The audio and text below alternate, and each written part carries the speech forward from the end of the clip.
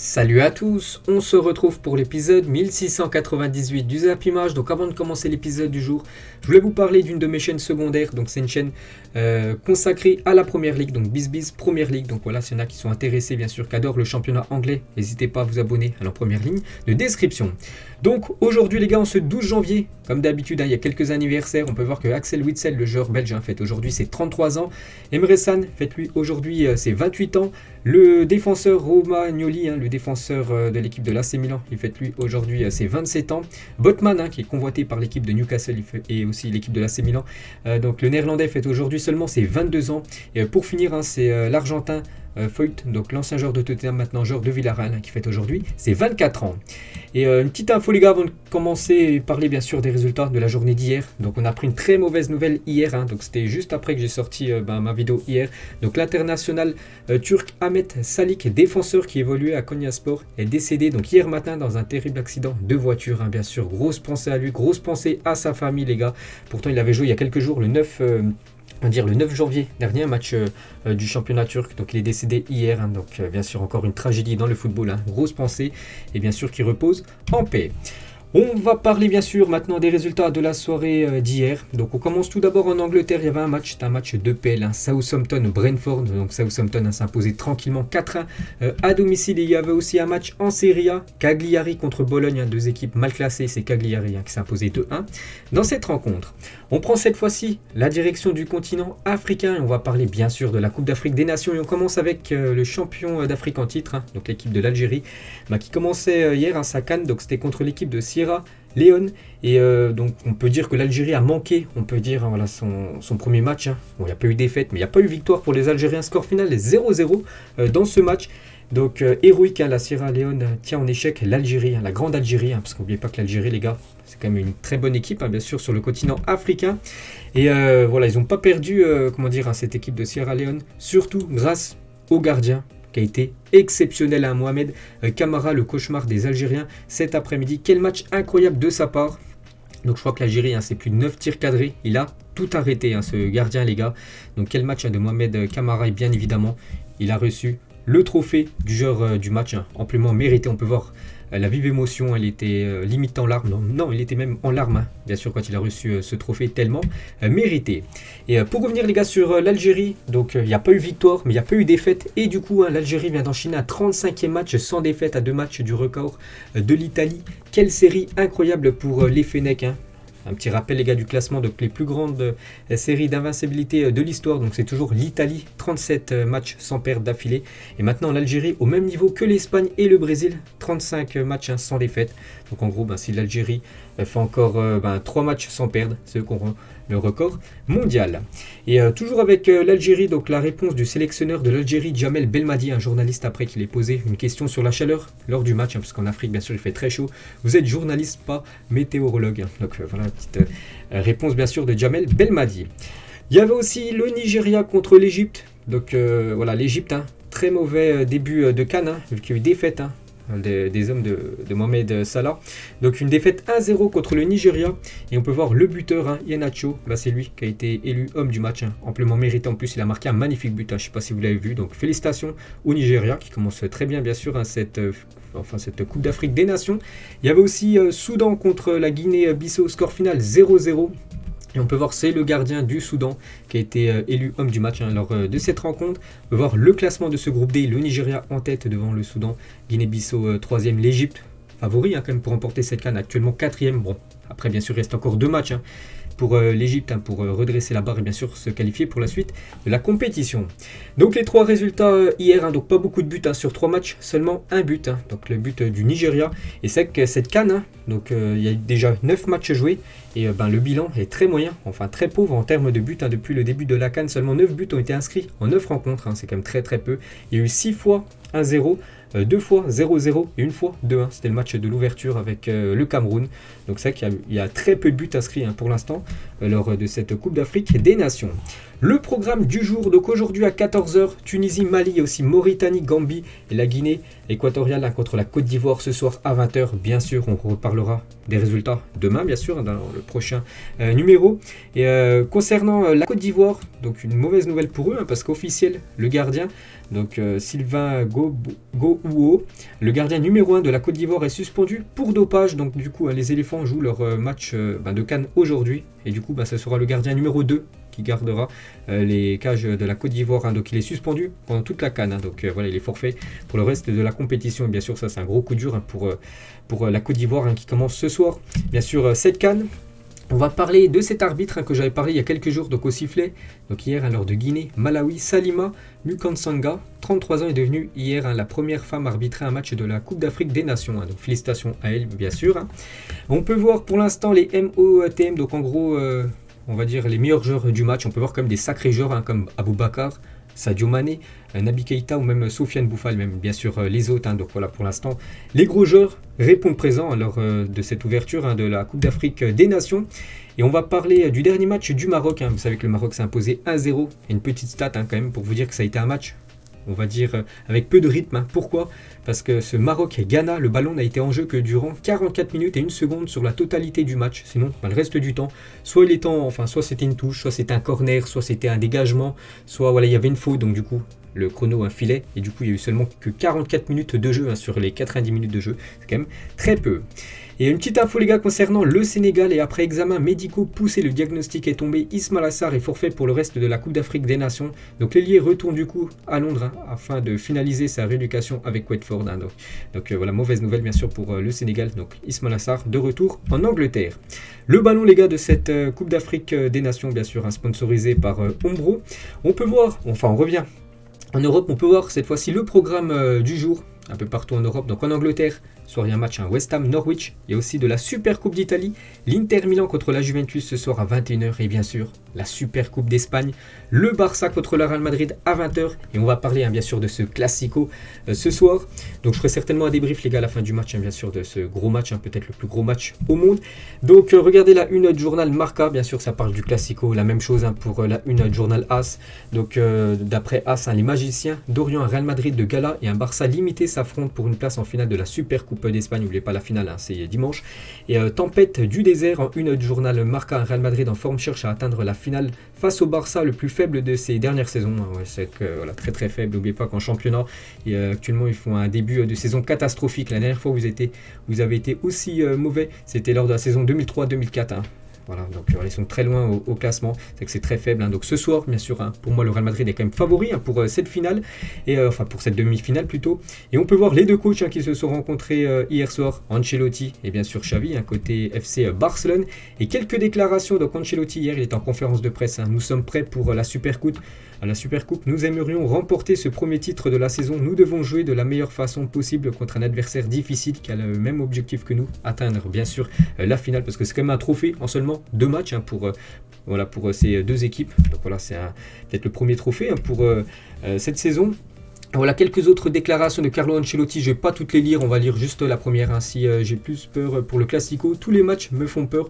Celui de Valence par exemple, j'étais très nerveux avant, je savais parfaitement ce qu'est un Classico, je serais inquiet si les joueurs pensaient qu'ils sont favoris, mais ce n'est pas le cas, même si bien sûr pour moi quand même le Real est favori par rapport au FC Barcelone. On peut voir une déclaration d'Ancelotti par rapport à là-bas ou même par rapport à Carvajal. Et Toni Kroos aussi, il est accompagné de Carlo Ancelotti hier en conférence de presse. Comme toujours, nous voulons gagner toutes les compétitions que nous disputons. Nous sommes prêts et nous sommes ici pour gagner la Super Coupe d'Espagne, c'est clair. Donc voilà, il est clair bien sûr. Toni Kroos, il veut le titre dans quelques jours. Et toujours avec Toni Kroos aussi, quelques autres déclarations. Voilà, de sa part du joueur allemand. Voilà, vous pouvez mettre pause bien sûr, lire ce qu'a dit aussi Toni Kroos en conférence de presse hier. Et on peut voir que les joueurs du Real ont complété leur dernier entraînement au stade international du Roi Fahd de Riyad avant le Classico en Super Coupe d'Espagne. N'oubliez pas que le match est diffusé sur la chaîne L'équipe ce soir à 20h, coup d'envoi. Donc c'est la chaîne numéro 21 de la TNT. Donc tout le monde pourra regarder ce Classico en clair. Voilà, c'est plutôt rare. Une petite photo des joueurs à l'entraînement. On peut voir Nacho avec Carvajal. 3-0. Pourquoi ils font ce signe? Voilà, parce que hier Carvajal a fêté ses 30 ans. Donc voilà, c'était une petite info bien sûr sur Carvajal. On peut voir aussi Mendy qui devrait normalement commencer titulaire ce soir. Kroos qu'on a parlé juste avant, Rodrigo aussi.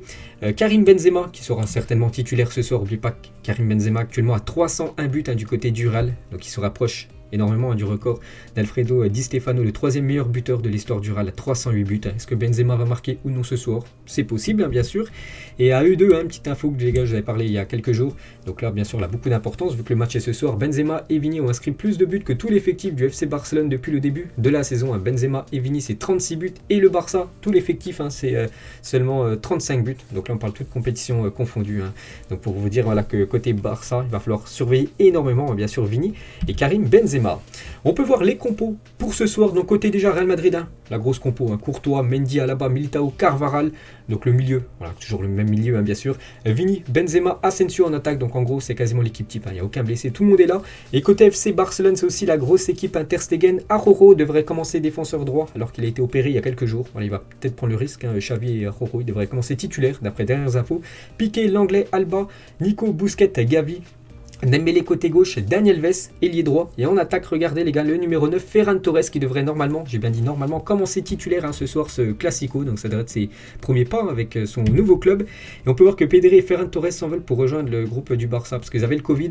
Et du coup, ils n'avaient plus le Covid, du coup, ils ont eu le feu vert médical pour rejoindre le groupe. Donc du coup, ils ont pris un jet privé, Voilà, ces deux-là pour rejoindre bien sûr le reste de l'effectif Blaugrana. Donc ils étaient bien en entraînement hier soir, avant ce match ce soir bien sûr. Et Ferran Torres portera le numéro 19 du côté de Barcelone. Il y en a des grands fans de Ferran Torres qui veulent floquer son maillot. Donc c'est le 19 pour le joueur espagnol. Donc il est inscrit officiellement bien sûr maintenant du côté du Barça. Donc tout est ok bien sûr pour Ferran Torres. Et ce sont la prolongation de contrat de Samuel Umtiti avec salaire revu à la baisse. Ainsi que le prêt de Coutinho Aston Villa avec prise en charge partielle du salaire qui ont permis au Barça l'enregistrement de l'attaquant espagnol. Une déclaration de Xavi en conférence de presse, lui aussi hier, c'est une opportunité, un défi d'atteindre une finale et nous sommes très motivés car cela pourrait être un tournant, bien sûr, ça pourrait être un tournant de la saison pour cette équipe du Barça. Voilà, actuellement en grande difficulté, bien sûr, s'il remporte cette super coupe, ça peut être de bon augure pour cette deuxième partie de saison. Et on peut voir aussi toutes les autres déclarations de Xavi, donc la même chose les gars, vous pouvez mettre pause, lire tout ce qu'a dit Xavi hier en conférence de presse. Une déclaration de Gérard Piqué, le Real Madrid a une équipe de haut niveau, mais nous pouvons lui faire mal, c'est injuste qu'ils aient pris les 3 points au Camp Nou lors du match de Liga, lors de cette première partie de saison. La donne a changé depuis, donc voilà ce que dit Piqué, il m'en garde quand même l'équipe du Real. Raúl Garcia, le capitaine de l'Athletic Bilbao, est consterné de devoir disputer la Supercoupe d'Espagne en Arabie Saoudite. N'oubliez pas que demain c'est la deuxième demi-finale. L'Atlético Madrid contre l'Athletic Bilbao et le capitaine de Bilbao. Je veux la Supercoupe d'Espagne en Arabie Saoudite. Je suis très clair, ça n'a pas de sens. Bon après bien sûr c'est niveau argent, n'oubliez pas que la Liga, la fédération espagnole touche beaucoup d'argent pour que ces 4 équipes aillent jouer bien sûr cette Supercoupe. Du côté de l'Arabie Saoudite, on revient 2 ans jour pour jour en arrière. C'était une bonne journée pour le Real Madrid. Pourquoi ? Parce que Federico Valverde sortait ce tacle assassin pour arrêter Alvaro Morata qui filait seul face au but. Je ne sais pas si vous vous souvenez. Donc bien sûr un carton rouge direct. Il y avait eu coup franc dans la foulée. Le coup franc n'avait rien donné. Et au tir au but, le Real Madrid s'était imposé contre... je crois que c'était au tir au but ou... bref, je sais que le Real Madrid avait gagné cette super coupe. Mais c'est surtout grâce au sacrifice de Federico Valverde. Parce que Morata filait droit au but pour défier bien sûr Thibaut Courtois. Ensuite les gars, on revient en France. Regardez la une journal L'équipe aujourd'hui. Libre, on peut voir des joueurs de l'équipe de France comme Hugo Lloris, Kylian Mbappé ou même Paul Pogba. Et en fin de contrat le 30 juin, Pogba, donc Mbappé et Hugo Lloris ont le choix de leur futur club. Tous sauf anodin pour 3 pièces essentielles des Bleus dans une année de Coupe du Monde, bien sûr. Et on va parler de Paul Pogba en fin de contrat avec Manchester United. N'oubliez pas, ça fait déjà 3 mois qu'il est blessé quand même du côté des Red Devils. C'est une saison compliquée pour Pogba. Et l'intérêt du PSG pour Paul Pogba est réciproque d'après l'équipe. Voilà, il y a un article aujourd'hui sur Paul Pogba. Donc le Real Madrid et la Juventus sont aussi à l'affût. Donc voilà les gars, le PSG surveille de très près la situation du milieu français. On va parler cette fois-ci de Neymar et la bonne nouvelle pour le Paris Saint-Germain. Donc Neymar est blessé depuis quasiment fin novembre. Voilà, à cause, il s'était blessé lors d'un match contre l'AS Saint-Etienne. Et bonne nouvelle parce que Neymar de retour à Paris, le Brésilien blessé depuis fin novembre, a regagné la capitale pour poursuivre sa convalescence. Avec l'objectif ambitieux d'être rétabli pour jouer contre le Real Madrid le 15 février prochain. Donc dans quasiment un mois, jour pour jour. On peut voir quelques photos qu'il a mis sur, c'est une vidéo où j'ai pris des captures d'écran sur son Twitter officiel, bien sûr. Voilà, Neymar bien sûr en mode. Donc il a plus de béquilles, il avait des béquilles il y a encore quelques jours, il a plus ses béquilles. Donc maintenant, convalescence, bien sûr, rééducation pour Neymar, pour être prêt pour ce match contre le Real, et c'est son objectif. Neymar est confiant pour être de retour pour le 8e de finale aller face au Real Madrid, bien sûr, au Parc des Princes. Et le PSG, les gars, vraiment a du mal sans Neymar, la preuve.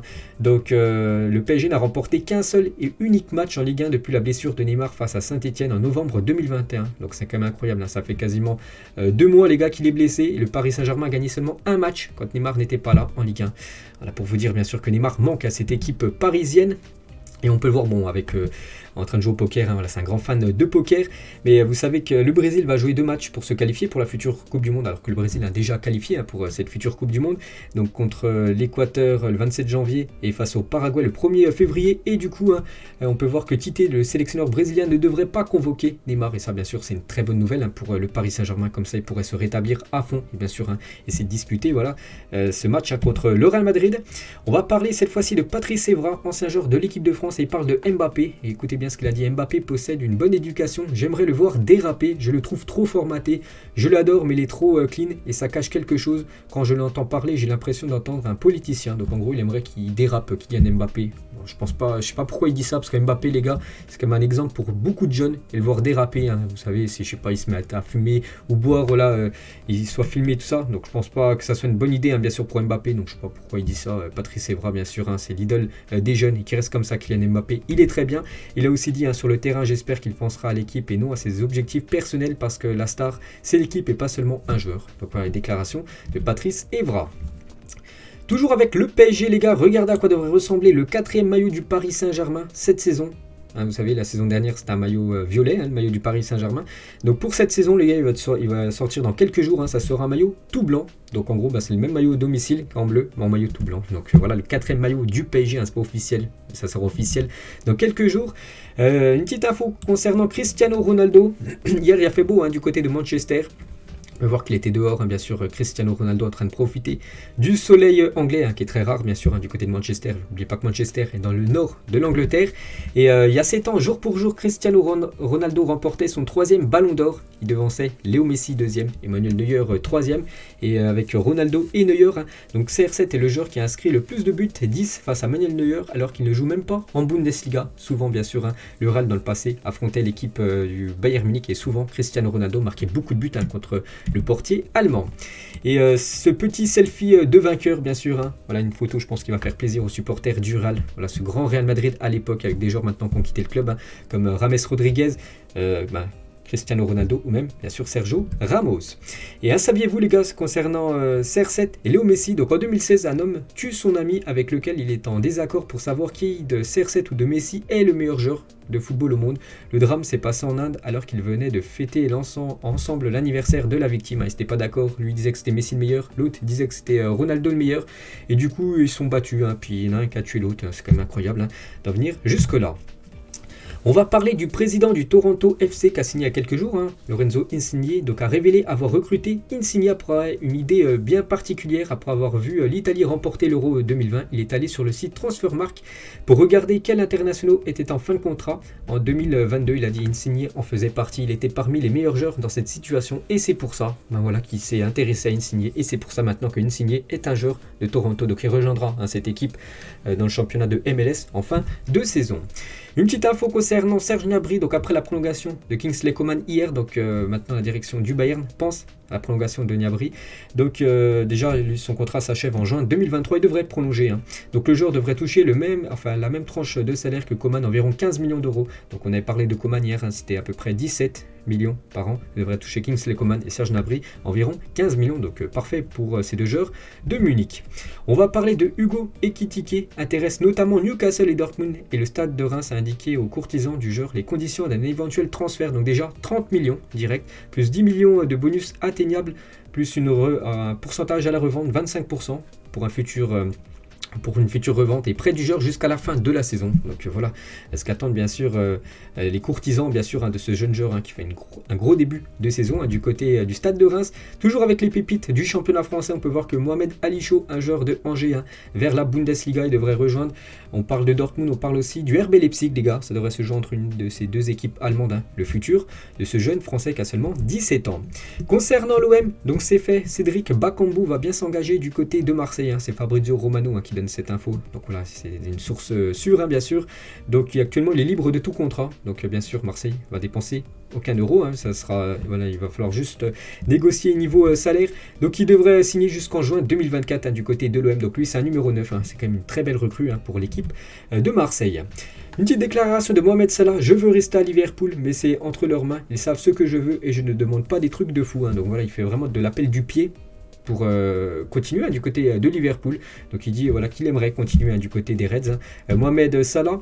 Et Salah dans un look rétro pour British GQ. Donc voilà, il a fait la une de ce journal en Angleterre hier, donc quelques photos là qui sont apparues dans ce magazine hier. Bien sûr, on peut voir Mohamed Salah en mode un peu vintage, bien sûr, avec des maillots de foot un peu à l'époque.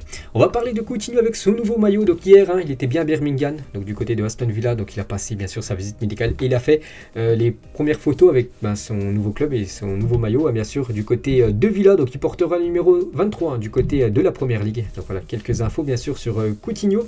Une info enfin c'est pas une info, c'est plutôt Riyad Mahrez à l'époque quand il évoluait du côté du Havre. C'est que maintenant il est joueur de Manchester City, mais avant il évoluait du côté de la Ligue 2.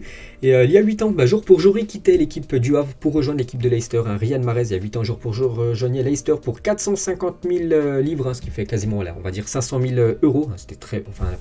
Actuellement, c'est très peu pour un transfert, 500 000 euros. Il gagnera notamment la Première Ligue et le trophée du meilleur joueur de l'année avant de filer à Manchester City pour 60 millions d'euros. Et bien sûr, jackpot pour l'équipe de Leicester. On va parler du bracelet jaune porté par Alexia Putellas lors de la cérémonie de remise du Ballon d'Or a été donné aux joueuses pour les différencier des femmes des joueurs. L'organisation étant apparemment incapable de les identifier. Donc voilà une petite info surprenante concernant la dernière cérémonie du Ballon d'Or. Ce magnifique ciel pour accompagner l'entraînement d'Erling Haaland et de ses coéquipiers du côté de Dortmund. Magnifique image bien sûr avec ce coucher de soleil en fond et toujours avec Haaland bien sûr.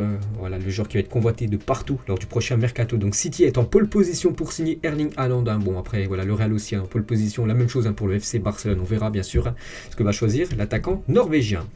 Une bonne nouvelle concernant Jeffrey Adelaide, donc 11 mois après s'être blessé. Donc le joueur français a fait son retour à l'entraînement hier avec l'équipe de Lyon. Donc le 3 février dernier, ça va bientôt faire un an, jour pour jour. Il avait subi une rupture des ligaments croisés intérieurs du genou gauche et hier il était bien à l'entraînement. Jeffrey Adelaide, donc ce serait bien sûr une très bonne recrue. C'est pas que c'est... il joue déjà du côté de Lyon, mais voilà, on va appeler ça une recrue, vu que ça faisait longtemps qu'il n'ait pas joué bien sûr un match, et bien sûr ce serait une très bonne nouvelle pour l'équipe de Lyon de récupérer le milieu français. On va parler de Fabio Cannavaro. Donc pour ceux qui ont suivi lundi soir la vidéo transfert, j'avais dit qu'il était peut-être... Ça va être lui le futur entraîneur de la Pologne. Et du coup, il a refusé le poste du sélectionneur de la Pologne. Il rêve de la Première Ligue. La fédération polonaise a contacté Andrea Pirlo, qui n'aurait pas fermé la porte pour entraîner bien sûr cette sélection polonaise. On va parler de ce maillot, les gars, qui avait beaucoup fait parler à l'époque. C'est lors de la saison 1992-1993. La Fiorentina joue avec des croix gammées sur son maillot extérieur conçu par l'équipementier Lotto. Face à la polémique, il retire ce maillot et les joueurs jouent le reste de la saison en blanc lors des matchs à l'extérieur. Donc on peut voir le maillot violet. Donc à droite en noir et blanc, on peut voir juste c'est surligné en rouge. C'est vrai qu'on peut voir bien sûr une croix gammée. Et bien sûr ça a fait énormément polémique à l'époque. Donc du coup, après bien sûr ils avaient pu jouer avec ce maillot. Regardez tous ces transferts, les gars, c'est à l'époque. Donc c'est que des transferts qui se sont faits lors du mercato hivernal. Souvent, voilà, les plus gros transferts, c'est l'été, mais voilà, on peut voir des gros transferts quand même en hiver, comme Drogba, comme par exemple Memphis Depay ou même Aubameyang, même Thiago Motta, l'ancien parisien. Le stade de Wembley où s'est déroulée la dernière finale de l'Euro, bien sûr, où l'Italie est venue remporter cet Euro. Il y a quelques mois, officiel les gars, les jauges proportionnelles sont validées dans les stades. En plus des 5000 places actuelles, les clubs pourront ouvrir 50% des places restantes. Et ça, bien sûr, c'est une très très bonne nouvelle. Par exemple, le stade de l'OM, les gars. Donc il y aura déjà 5000 places, bien sûr, qui seront vendues. Plus après, encore 50% des places restantes. Donc voilà, bien sûr, il y aura un peu plus de monde maintenant dans les stades de Ligue 1. Et on finit, bien sûr, voilà, aujourd'hui, avec vu qu'on est en jour de Classico, avec le pronostic de ce Barça-Real Madrid. Mettez-moi en commentaire pour vous qui va gagner voilà, cette demi-finale, qui va se qualifier pour cette finale. Donc moi je vais partir bien sûr, pour moi actuellement le Real est supérieur au Barça. Je vais partir sur une victoire du Real Madrid ce soir. Je vais dire une victoire 2-1 ce soir du Real Madrid. Et pourquoi pas un but de Benzema et un but de Vini bien sûr lors de ce Classico ce soir. Donc voilà les gars, la fin de cet épisode. N'oubliez pas les gars, ma chaîne BizBiz Première Ligue pour ceux bien sûr qui adorent la Première Ligue. Voilà, sans première ligne de description. Allez moi les gars, je vous laisse et on se retrouve certainement ce soir les gars pour le débrief bien sûr du Classico. Ciao à tous.